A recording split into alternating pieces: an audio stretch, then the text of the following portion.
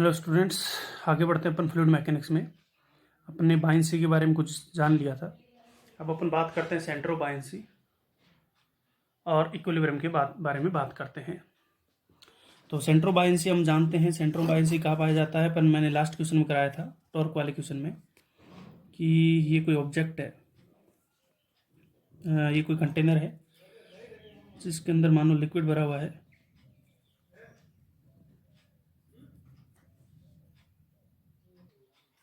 इसके अंदर लिक्विड भरा हुआ है। तो हम ये जानना चाहते हैं कि सेंटर ऑफ बायंसी कहाँ पाया जाता है। इस कंटेनर के अंदर मैंने कोई रोड डाल दी, ठीक। इस कंटेनर के अंदर मैंने एक क्या डाल दी, रोड डाल दी, ठीक। इस रोड का mg तो हमें पता है एग्जैक्ट कहाँ पे लगेगा, सेंटर पे लगेगा। mg एग्जैक्ट कहाँ लगेगा, सेंटर पे लगेगा। और बायंसी कहाँ लगता है? बायंसी जितना पार्ट लिक्विड के अंदर है, जितना पार्ट लिक्विड के अंदर है उसके सेंटर पे लगता है। ये चीज़ अपन पहले जान चुके हैं, तो वही सेंटर ऑफ बायंसी कहलाता है। सेंटर ऑफ बायंसी क्या होता है? जितना पार्ट लिक्विड के अंदर डूबा हुआ है उसके सेंटर पे बायंसी फोर्स लगता है, उसे सेंटर ऑफ बायंसी कहते हैं, ठीक। यहाँ पर बात करें, यहाँ पे f b and m g एक दूसरे का कोई टॉर्क प्रोड्यूस नहीं करेंगे, तो नेट टॉर्क क्या आएगा? यहाँ पर 0 आएगा। सेंटर के अबाउट देखें तो एम जी का टॉर्क 0 और बायंसी वहीं से पास हो रहा है, तो नेट टॉर्क कितना आ गया? 0। सेकंड केस लें,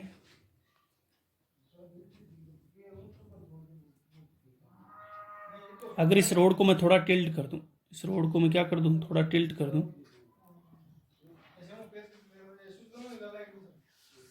तो ये रोड इस तरह हो जाएगी। रोड इस तरह से क्या हो जाएगी? टिल्ट हो जाएगी। तो एम जी लगेगा इसके इधर की तरफ और बायंसी लगेगा इधर की तरफ। समझ आई चीज़ें?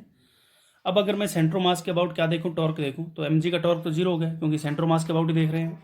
तो बायंसी का टॉर्क, मैंने रोड को टिल्ट किया है एंटी क्लॉकवाइज, नहीं क्लॉकवाइज डायरेक्शन में। किधर टिल्ट किया है? क्लॉकवाइज डायरेक्शन में। और सेंट्रोमास के अबाउट देखें तो बायंसी भी किधर घुमाना चाहता है? क्लॉकवाइज में ही घुमाना चाहता है। इसका मतलब ये अनस्टेबल इक्विलिब्रियम हो गया। कैसा हो गया? Unstable equilibrium. समझ आई चीज़ें? ये कैसा हुआ? अनस्टेबल इक्विलिब्रियम पाया गया। समझ आई चीज़ें? तो यहाँ से हमें क्या पता चला? यहाँ से हमें पता चला अगर buoyancy, centre of buoyancy mg से नीचे पाया जाए, अगर centre of buoyancy centre of मास से नीचे पाया जाए तो अनस्टेबल इक्विलिब्रियम होता है। समझ आई चीज़ें? अगर सेंटर ऑफ बायंसी mg से नीचे पाया जाए तो हमेशा अनस्टेबल इक्विलिब्रियम में होता है। अगला केस लेते हैं। अगर मैं कंटेनर के अंदर एक इस तरह की रोड लूं, इस तरह की रोड लूं, ये कोई रोड है, इसको मैंने कंटेनर लिक्विड के अंदर डाला। इस रोड को मैं इस तरह से लूं कि इसका निचले वाला जो पार्ट है काफ़ी डेंस हो, इस रोड का लिक्विड के अंदर वाला पार्ट काफ़ी डेंस हो, ठीक है। इससे क्या होगा कि सेंटर ऑफ मास, मान लो ये पूरी रोड, इसका अपन ने जैसे सेंटर ऑफ मास देखा था, सेंटर ऑफ मास के अंदर जब वेरिएबल मास देखते थे, लैम्डा बराबर के एक्स स्क्वायर के एक्स क्यूब, इस तरह देखते थे, तो सेंटर ऑफ मास की पोजीशन लगातार चेंज होती जाती थी। तो मैंने इस रोड को नीचे से इतना डेंस कर दिया कि इसका जो सेंटर ऑफ मास है यहाँ आ गया। सेंटर ऑफ मास कहाँ पाया गया? यहाँ पाया गया। और सेंटर ऑफ बायंसी कहाँ पाया जाएगा? यहाँ पाया जाएगा। समझ आ रही है? इस रोड को मैंने टिल्ट कर दिया। ध्यान रखें ये नीचे mg कैसे आया, क्योंकि ये नीचे से, ये निचले वाला पार्ट है काफ़ी डेंस है और ऊपर वाला पार्ट काफ़ी कम डेंस है, तो mg नीचे आएगा, ग्रेविटी सेंटर ऑफ मास नीचे पाया जाएगा। इसको अगर मैं टिल्ट कर दूं, इसको भी मैं क्लॉकवाइज डायरेक्शन में टिल्ट करता हूं, देखो क्या रिजल्ट दिखेगा, हम देखते हैं। इसको भी मैंने क्लॉकवाइज डायरेक्शन में टिल्ट किया, तो mg तो यहाँ पर था भैया, और सेंटर बायंसी का सेंटर या भी यहाँ पर लग रहा था, ठीक। अब इसको देखा जाए तो मैंने टिल्ट किया इसको क्लॉकवाइज डायरेक्शन में। सेंटर मास के अबाउट इसका देखें, टॉर्क देखें, तो इसका सेंटर मास के अबाउट, इसका mg का टॉर्क तो 0, बट बायंसी का टॉर्क कितना आएगा सेंटर मास के अबाउट? ये देखो क्लॉकवाइज घुमाने की कोशिश करेगा, इसको किधर घुमाने की कोशिश करेगा? क्लॉकवाइज। अरे ऐसे देख सकते हैं आर क्रॉस एफ से, तो आर ये रहा, r cross f, r cross f, यानी अंगुलियां किधर घूम रही है, एंटी क्लॉकवाइज, तो ये घूमेगा एंटी क्लॉकवाइज। समझ आई चीज़ें? इसका मतलब मैंने जिधर घुमाया, मैंने घुमाया क्लॉकवाइज डायरेक्शन में, रोड घूमना किधर चाहती है, एंटी क्लॉकवाइज। इसका मतलब वापस उसी सेंस में आना चाहती है, दिस इज स्टेबल इक्विलिब्रियम। समझ आई इससे? तो ये हमें आइडिया होना चाहिए। अब यहां से रिजल्ट निकल के आया, अगर सेंट्रोबायंसी सेंट्रोमास से नीचे हुआ तो अनस्टेबल इक्विलिब्रियम में होगा, और सेंट्रोमास सेंट्रोबायंसी से नीचे हुआ तो स्टेबल इक्विलिब्रियम में होगा। समझ आई इससे? सेंटर ऑफ बायंसी अगर सेंटर ऑफ मास से नीचे हुआ तो अनस्टेबल इक्विलिब्रियम, और अगर सेंटर ऑफ मास सेंट्रोबायंसी से नीचे हुआ तो स्टेबल इक्विलिब्रियम पाया जाएगा। इस चीज़ का ध्यान रखें। समझ आई चीज़ें? इस चीज़ का सही ढंग से ध्यान रखें। mg को मैं नीचे कैसे लाया, नीचे वाले पार्ट को काफ़ी डेंस करके, और ऊपर वाले पार्ट हल्का डेंस है। क्लियर बातें? तो ये हमारी बात हुई सेंटर ऑफ बायंसी की, तो ये हमें समझ आ गई। तो इस चीज़ को ध्यान रखें, अनस्टेबल इक्विलिब्रियम कम होगा, स्टेबल इक्विलिब्रियम कम होगा। एक क्वेश्चन देख लेते हैं। ये हमारे पास कोई कंटेनर है जिसके अंदर लिक्विड भरा गया है, ठीक है, जिसके अंदर क्या भरा गया है, लिक्विड भरा गया है। इसके अंदर एक सॉलिड स्पेयर डाल दिया गया है। ये क्या है, दिस इज सॉलिड स्पेयर, ठीक। सॉलिड स्पेयर की रेडियस आर है, ठीक है। इसको इस तरह से एडजस्ट किया गया है कि इसका सेंट्रोमास यहाँ कहीं पाया जाता है। सेंट्रोमास इसका r/2 डिस्टेंस पर पाया जाता है। This is centre of mass. किसी तरह जैसे इस रोड को अरेंज किया था मैंने, इस तरह से अरेंज करके रखा हुआ है, ठीक। ये सेंट्रोमास है, ठीक है। इसकी एवरेज डेंसिटी ये रो है, और लिक्विड की डेंसिटी जो है 2 रो मान लें क्या, 2 रो है। समझ आई चीज़ें? लिक्विड की डेंसिटी 2 रो है, जो भी लिक्विड है। तो आपको बताना है इसके पेरीफेरी पर एक पॉइंट P है, this is point P periphery पर। फाइंड दी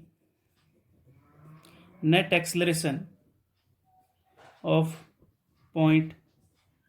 समझ आई चीज़ें? Find the net acceleration of point P, ये आपको फाइंड आउट करके बताना है। तो कैसे सोल्व करेंगे, देखो समझे इस चीज़ को। Find the net acceleration of point P। देखिए भैया, इसको कैसे सोल्व करेंगे, इसका एफबीडी बनाता हूं मैं। इसका एफबीडी बनाएंगे तो यहाँ पे तो लगेगा mg, क्योंकि सेंट्रोमास इसका यहाँ पर है, तो यहाँ पर क्या लगेगा, mg लगेगा। बायंसी एग्जैक्ट सेंटर पे लगेगा, क्योंकि बायंसी का सेंट्रोमास से कोई लेना देना नहीं, बायंसी वहाँ पर लगता है। मैंने भी बताया था सेंटर ऑफ बायंसी कहाँ पे लगता है, या जितना पार्ट लिक्विड के अंदर डूबा हुआ है उसके सेंटर पे, तो पूरा स्पेयर ही अंदर डूबा हुआ है तो उसके सेंटर पे बायंसी ऊपर की तरफ लगेगा। ये चीज़ समझ आई होगी। और ये सेपरेशन r/2 है। पहला इक्वेशन लिखेंगे, क्योंकि देखो लिक्विड 2 रो है और सॉलिड स्पेयर रो है, इसका मतलब सॉलिड स्पेयर किधर भागना चाहेगा, ऊपर की तरफ। तो buoyancy minus mg equal to mass into acceleration of centre of mass. This is equation number 1।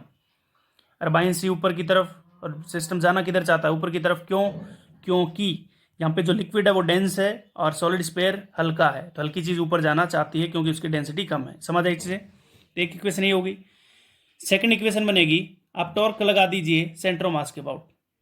सेंट्रोमास के अबाउट क्या लगा दीजिए, टॉर्क लगा दीजिए। तो सेंट्रोमास के अबाउट अगर टॉर्क लगाऊंगा तो सेंट्रोमास के अबाउट टॉर्क लगाएंगे तो mg का torque 0, fb into r/2 is equal to I alpha. I किसके अबाउट, आई सेंट्रोमास के अबाउट। इसके अबाउट होता है 2/5 mr², तो 2/5 mr² plus m into r/2 का whole square into alpha. Parallel axis theorem. Centre के अबाउट होता है 2/5 mr² plus mass into distance का स्क्वायर इंटू अल्फा।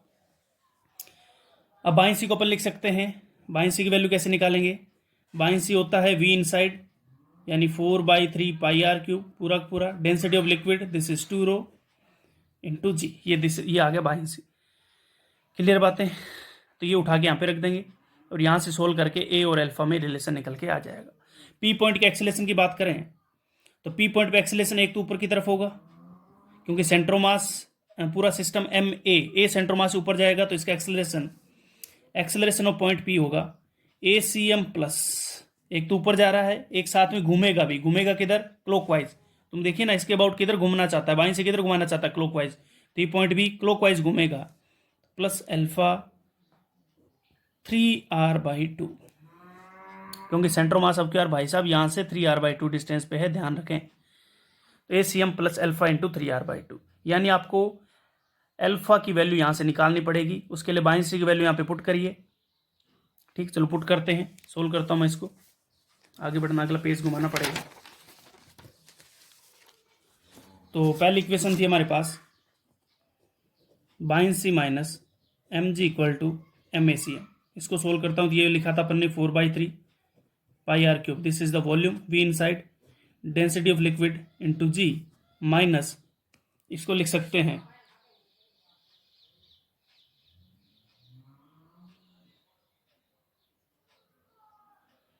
इसको लिखा जा सकता है m को 4/3 πr³ density of sphere into G equal to MACM।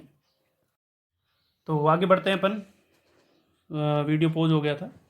तो अपन ने देखा बाइंसी तो हो गया density into volume, volume into density of liquid into G minus mass क्या लिखेंगे, volume into density of object sphere into G equal to mass into acceleration.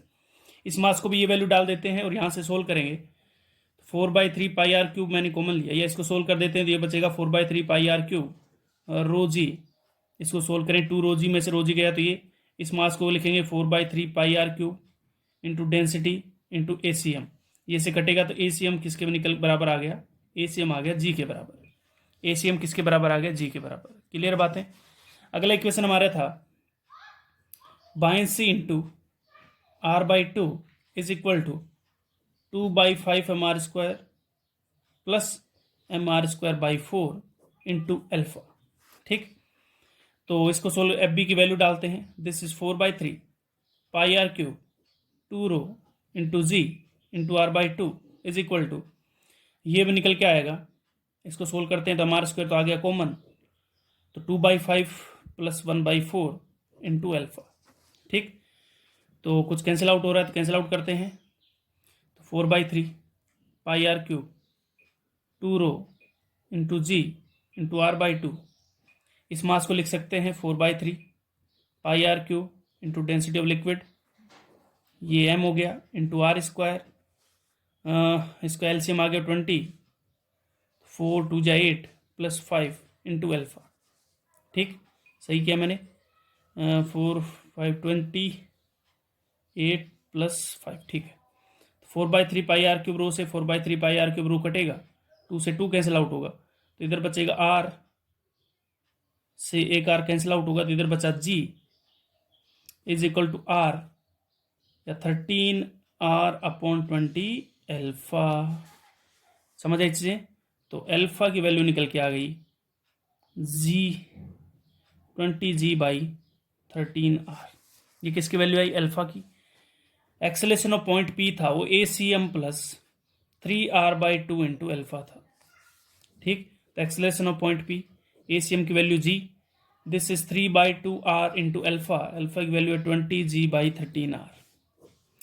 एक r से एक r गया, 2 से 10 टाइम्स कटा, तो A acceleration of point P G आ गया कॉमन, 1 प्लस 30/13।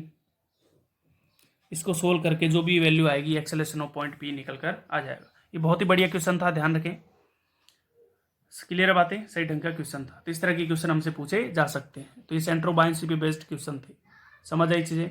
अब इसमें यह भी पूछा जा सकता है कि एक पॉइंट और दे दे कोई, मान लो Q, और वो पूछ ले बताइए rotational acceleration of point P with respect to Q बताइए। तो ध्यान रखें, ये मैंने रोटेशन में बताया था, एक रिजिड बॉडी के अंदर एक पॉइंट के अबाउट दूसरे पॉइंट का ओमेगा एंड अल्फा सेम ही रहता है, यानी अल्फा ही आएगा, जीरो मत कर देना भैया। समझ आई चीजें। तो ये हमारी बात हुई सेंटर ऑफ बाइंसी की। तो बाइंसी की कहानी खत्म हो गई। एक कॉन्सेप्ट और देख लेते हैं, लेवल ऑफ लिक्विड की बात कर लेते हैं। इस पे भी काफी क्वेश्चन IITJ एक बार पूछ चुका है, नहीं 2 बार पूछ चुका है। तो ऐसे क्वेश्चन को कैसे सोल्व किया जाता है, ध्यान रखें। क्वेश्चन ये है कि एक मान लो कोई कंटेनर ही मान लेते हैं। एक कंटेनर है जो पानी से भरा गया है, उसके अंदर एक नाव डाल दी गई है, नाव तैर रही है और नाव के अंदर एक स्टोन रखा गया है। ठीक, हम ये जानते हैं कि स्टोन की डेंसिटी वाटर से ज़्यादा होती है, ये दे नहीं रखी, हमें पहले से पता है। Density of stone is always greater than density of water. ठीक, ये कह रहे stone is taking from boat and drop into water, then what is the effect coming of level of water.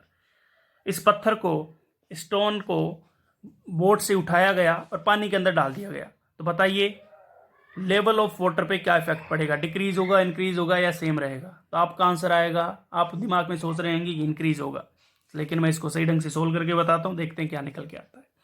जब स्टोन बोट के अंदर था, मान लिया कि मास ऑफ बोट m1 है and mass of stone m2 है, तो m1 प्लस m2 इंटू जी, इसके ग्रेविटी को बैलेंस कौन कर रहा होगा, बायंसी बैलेंस कर रहा होगा। तो बायंसी जितना भी वॉल्यूम अंदर डूबा हुआ है नाव का, तो v inside density of water into g, तो v इन यहां से निकल के आ गया m1 plus m2 by rho w। कोई दिक्कत, ये इनिशियल वॉल्यूम इनसाइड है। When stone drop into water, जब पत्थर पानी के अंदर डाला गया तो नया वॉल्यूम क्या निकल के आएगा, तो नया वॉल्यूम निकल के आएगा mass of boat upon density of water. इसमें तो कोई दिक्कत है नहीं। अरे यहाँ पे ये चीज़ वापस लिख दी मैंने, क्योंकि बोट उतनी डूबी हुई है, कोई ज़्यादा इफेक्ट नहीं आया होगा पत्थर के निकालने से। तो mass of boat upon density of water plus ये पत्थर अंदर आ चुका है, पत्थर अंदर आया तो पत्थर पूरा डूब चुका है, क्योंकि हमें पता है डेंसिटी ऑफ स्टोन ज़्यादा होती है तो पत्थर डूब जाएगा और यहाँ आके रुकेगा नीचे। तो mass of stone divide by density of stone, m2 upon density of stone आएगा। अब क्यू आर वॉल्यूम क्या होता है, मास अपॉन डेंसिटी होता है ना, तो अब Q R mass upon stone आएगा। यहाँ पे देखो, यहाँ पे किसकी वजह से ये तैर रहा था, नाव की वजह से, पानी के अंदर नहीं डूबा हुआ था, पानी के अंदर पत्थर नहीं डूबा हुआ था। अब क्यू आर सेकंड केस में पत्थर पानी के अंदर डूब चुका है, तो उसने वॉल्यूम अपने हिसाब से चेंज किया होगा या डिस्प्लेस किया होगा। तो हमें पता है density of solid is greater than density of water. ये वाली टर्म तो same he m1 by rho w, m1 by rho w, but ये वाली टर्म में देखें तो डेंसिटी ऑफ सॉलिड ज़्यादा है डेंसिटी वाटर से, तो इसका मतलब इनिशियल वॉल्यूम ज़्यादा है फाइनल वॉल्यूम से, तो लेवल क्या हो जाएगा वाटर का, डिक्रीज हो जाएगा। लेवल ऑफ वाटर क्या हो जाएगा, डिक्रीज हो जाएगा। समझ आ रही है। तो यहाँ से हम एक इस रिजल्ट को ध्यान रखें, बार बार प्रूफ नहीं करेंगे, ये रिजल्ट है, मैं रिजल्ट को लिख के दे रहा हूँ। इफ डेंसिटी ऑफ, या लिख दे रहा हूँ डेंसिटी ऑफ मेटेरियल या object, density of object is greater than density of liquid. अगर ऑब्जेक्ट को लिक्विड के अंदर डाला जाए और उसकी डेंसिटी ज़्यादा है तो level is always fall, level हमेशा डिक्रीज होगा। अगर density of object is less than density of liquid, अगर डेंसिटी ऑफ लिक्विड ज़्यादा हो तो लेवल इंक्रीज भी हो सकता है और सेम भी रह सकता है। समझ आई चीज़ें, वो डिपेंड करेगा किस तरह का ऑब्जेक्ट है। तो ये क्वेश्चन बहुत ही रेयर केस में पूछा जाता है, ये नहीं पूछा जाता। ठीक, तो ये दो केस बनते हैं। अगर दोनों की इक्वल होगा तो कोई फर्क ही नहीं पड़ना, तो लेवल सेम रहेगा। जैसे आइस और वाटर है, आइस एंड वाटर, अगर आइस को वाटर में डाला जाए तो लेवल सेम रहता है, आइस को वाटर में डाला जाए तो लेवल सेम रहता है। इस चीज़ का ध्यान रखें। क्लियर है बातें, इस चीज़ का ध्यान रखें। IITJ इस पे क्वेश्चन पूछ चुका है, मेडिकल में आ सकता है, मेंस में भी आ सकता है। समझ रहे, टफ क्वेश्चन नहीं है। क्लियर बातें, आगे बढ़ते हैं। तो ये पूरी बात हो गई बायंसी की, ये तो बात हुई स्टैटिक फ्लूइड की, जब तक फ्लूइड रुका हुआ था। समझ आई चीजें, फ्लूइड क्या था, रुका हुआ था। क्लियर बातें, फ्लूइड क्या था, रुका हुआ था। चलो एक बायंसी पे एक कॉन्सेप्ट और देख लेते हैं अपन। एक कॉन्सेप्ट और होता है, अगर एक्सेलरेटेड कर दिया जाए तो क्या फर्क पड़ेगा। अगर किसी कंटेनर को एक्सेलरेटेड कर दिया जाए तो भैया क्या फर्क पड़ेगा, देखो वो कॉन्सेप्ट भी समझा देता हूं मैं आपको।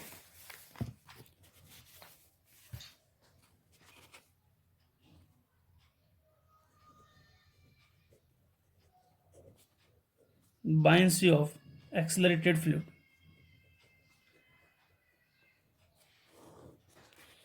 अभी तक अपन ने रेस्ट पे देखा, अगर एक्सेलरेटेड हो जाए तो बायंसी कितनी आ गई वो देखते हैं।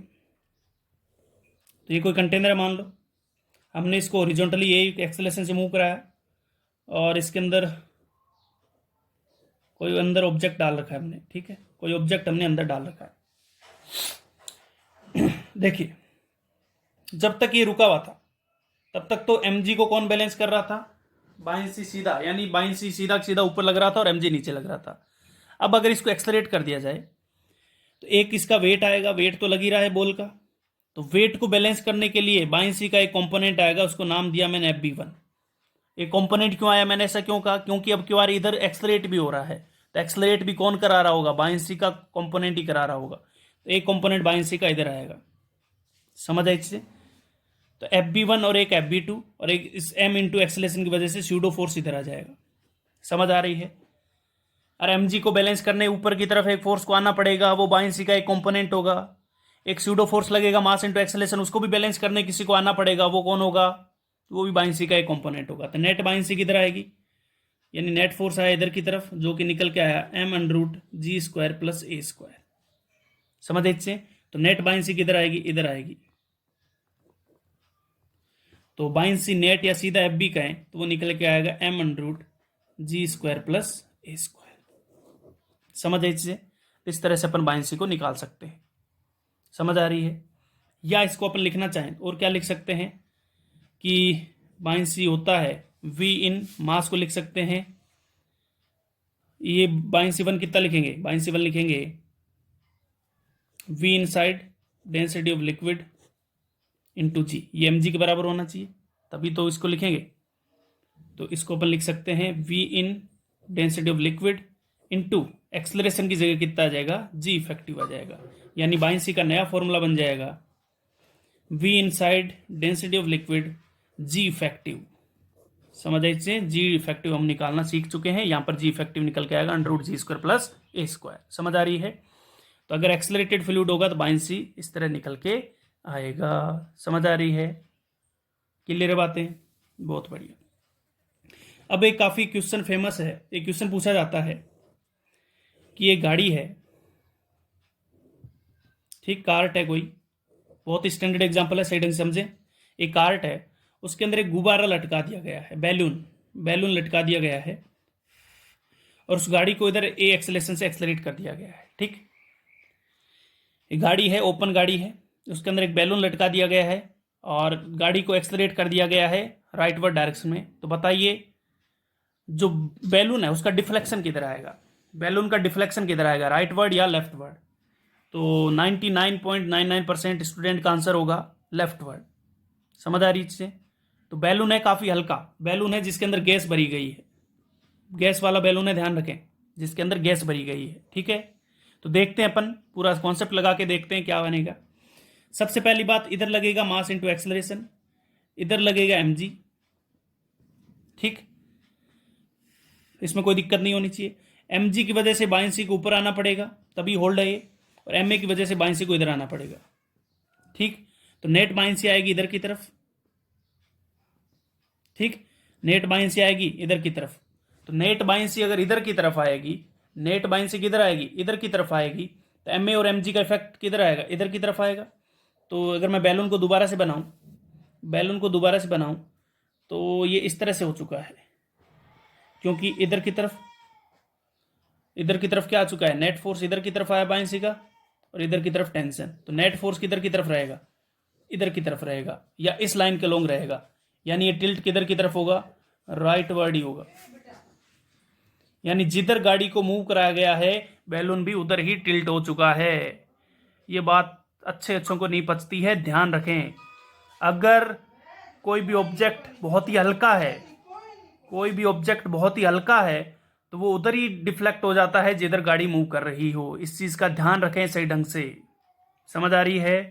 ये बहुत ही फेमस क्वेश्चन है, बहुत ही स्टैंडर्ड एग्जाम्पल, इस चीज़ का ध्यान रखें, मैंने समझा दिया है। अगर कोई कार्ट या गाड़ी राइटवर्ड मूव कर रही है और उसके अंदर कोई बैलून लटका दिया है, बैलून का मतलब जिसके अंदर हल्की गैस भरी गई हो, बहुत ही ज़्यादा हल्का हो, बहुत ही हल्का बैलून हो, तो उधर ही डिफ्लेक्ट हो जाएगा जिधर गाड़ी मूव कर रही हो। इस चीज़ का ध्यान रखें। अगर यहाँ पर भारी ऑब्जेक्ट लटकाया होता तो हमें साफ साफ पता है भारी ऑब्जेक्ट पे हल्की गैसेस का कोई फर्क ही नहीं पड़ता, तो सीधा लेफ्टवर्ड डिफ्लेक्ट हो जाता। ऐसा क्वेश्चन अपन ने एनएलएम के अंदर किया भी था, पेंडुलम वाले। समझ आए इससे, तो इस चीज़ का ध्यान रखें। क्लियर है बातें, दोबारा सुन लें। अगर कोई हल्की गैस का बैलून गाड़ी के अंदर लटका दिया जाए और गाड़ी को राइटवर्ड मूव करा दिया जाए, तो बैलून भी राइटवर्ड ही डिफ्लेक्ट हो जाता है। इस चीज़ का ध्यान रखें। अगर यहाँ पे कोई भारी ऑब्जेक्ट होता तो भारी ऑब्जेक्ट तो सूडो फोर्स की वजह से लेफ्ट डिफ्लेक्ट होता।